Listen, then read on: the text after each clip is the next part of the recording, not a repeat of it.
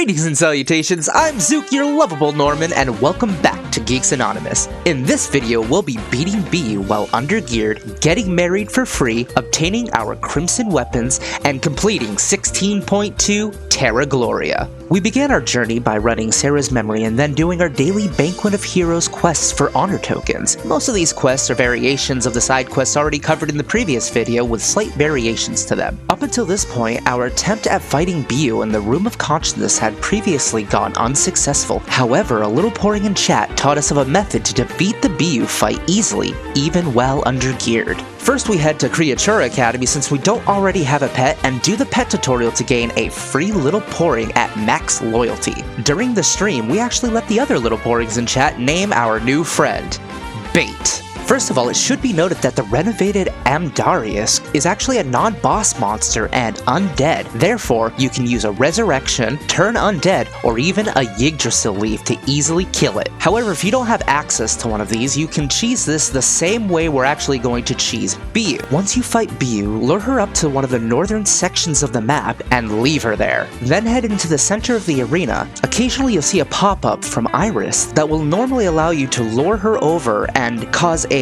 map-wide AoE, inflicting serious damage on the MVP. However, since your pet technically counts as a monster, even with BU off of the screen, you're able to trigger this effect with your little pouring. Repeat this method over and over and over again and win the day. After finishing the Banquet dailies and accumulating our additional honor tokens, we sought out our illustrious crimson weapons that exponentially scale when upgraded. These weapons are sprinkled all throughout the world, with Kaz's bow taking us into Thanatos Tower to kill Owl Barons. In order to get to Thanatos Tower, head south from Juno, then east from Juno Field, then continue heading north until you find the Thanatos Tower guide, whom you can speak with to enter the tower for 5,000 zeni. We headed to the 5th floor by speaking with Lynizir and began our hunt for the Owl Barons. This took us several hours for us to do due to the low spawn rate of the Owl Barons, but proved to be a great source of zeni. Once obtaining enough zeni, we actually decided that it was time to tie the knot. Apparently, mass slaughtering of mobs in Thanatos Tower 5 is exactly what these two needed to bond and finally awaken their true love for one another. Please note that marriage is pay-locked, so you'll have to either buy the marriage covenant from the VIP shop or use one of your free VIP passes. We did the latter. Now I know what you're thinking. Zook, in episode 2, you said you weren't going to use VIP. Well, we lied. We decided that we're going to use VIP with specific goals in mind. Since everyone will have access to a VIP pass after the 7th day of logging in, you'll be able to duplicate this for free. We also took advantage of the remainder of the VIP passes to help us farm for our crimson weapons. To get married, we suggest tying the knot in lasagna, as you're not limited by race or gender. Apparently the Church of Prontera needs a lesson on Norman and Dorum rights. In order to tie the knot, you'll each need either a tuxedo or a wedding dress, depending on the gender of the sprite. Each of these can be bought in the 2nd floor of the department store in Lighthausen, 2 diamond rings, purchasable at the jewelry shop in Lighthausen, as well as 1.25 million per participant. During the wedding, you will be transformed into your beautiful attire, and note that these outfits will prevent you from attacking or activating any skills and lasts for 1 hour. To cancel this mode, type no cosplay, but be warned as there's no going back, so take those screenshots while you still can. After the wedding, we then had our rings engraved in Prontera with each other's names on it. The rings are actually a magical item that can now be equipped and grant you with the following skills listed under the miscellaneous tab: Loving Touch, which allows you to sacrifice your own health points to heal your spouse; Undying Love, which does the same thing but for spiritual power; Romantic Rendezvous, which summons your partner to your location on maps where Warp Portal is available; Love Conquers Death, which restores your partner to 30% health after death; and Let's Go Family, which summons your entire family, including your children, to your location. After spending our honeymoon in beautiful remote spots, our bloodlust became too much to bear. Continuing our farming of Thanatos, the amount of zeni we accumulated from the run more than made up for the time spent. In the approximate 5 hours that we spent farming there, we found 1 Deathward card, 2 Owldude cards, with the first being just out of her reach, but the second being easily acquired by Kaz. Plenty of Elder Branches for night-based runes, many Crimson items that we weren't looking for, some special items that can be exchanged at the high-value trader, Kaz's new Crimson Bow, and enough zeni to fund our wedding. Now I know that farming one location isn't everyone's cup of tea, however the Crimson weapons go for low zeni amounts often from other players, with us seeing the Crimson Bows going as low as 200,000. Once we obtained the Crimson Bow, our journey then took us to Aothea to hunt down the Crimson Two-Handed Sword. Sail from Alberta to Aothea, and while there find Dustit, who can be found in the far left beach area. He'll talk about tigers and say, yes, you believe in man-eating tigers. And then he'll tell you to go to Boonthon. Boonthon can be found inside of the house at Aothea, just south from Dustit. Before speaking with Boonthon, it's recommended to gather the items needed. These items are 3 Ninetails, 3 Fabrics, 1 Solid Husk,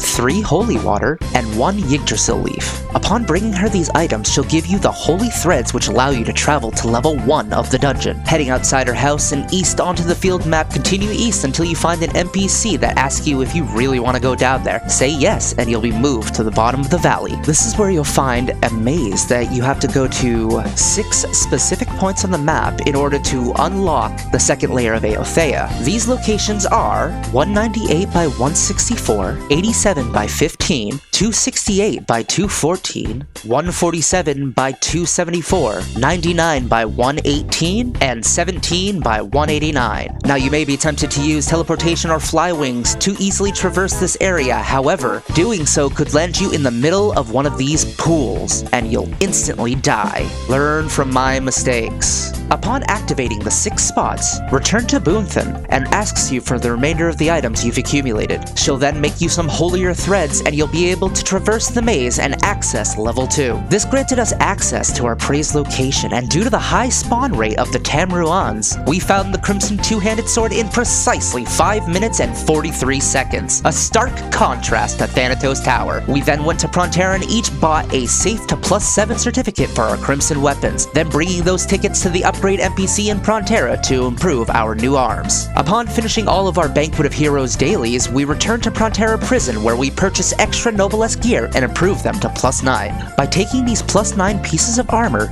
we can head to the Eat Gear NPC in the Eating group. There, with the equipment you'd like to exchange equipped on your character, you can have the Mimic NPC convert your gear into safe upgrade certificates. In this case, each +9 gear exchange this way gives you a chance at 5 +7 safe certificates if you succeed, and 2 +7 safe certificates on a failure. Trading those certificates to Kaz's merchants, we were able to quickly turn them over in a day or two at over 250,000 a pop. Then after a round in Magma Dungeon 2 in search of the Earth Deleter card with no luck, we continue the main story quest of 16.2. Terra Gloria. We head to our quarters where we find Niall and Spice's body double waiting for us. Speak with Spice when she appears, and then Niall, who will direct us to go to Lighthausen Airport. There, we meet Crux, who will direct us to the northernmost house in Lighthausen, where we find a man and a scientist arguing. After the man tries to intimidate the scientist, you will be directed to the Lighthausen slums. Note that if you haven't done the friendship quest like we haven't, you will have to continually speak with the guard until you eventually sneak by. If the friendship quest is something you're interested in us covering,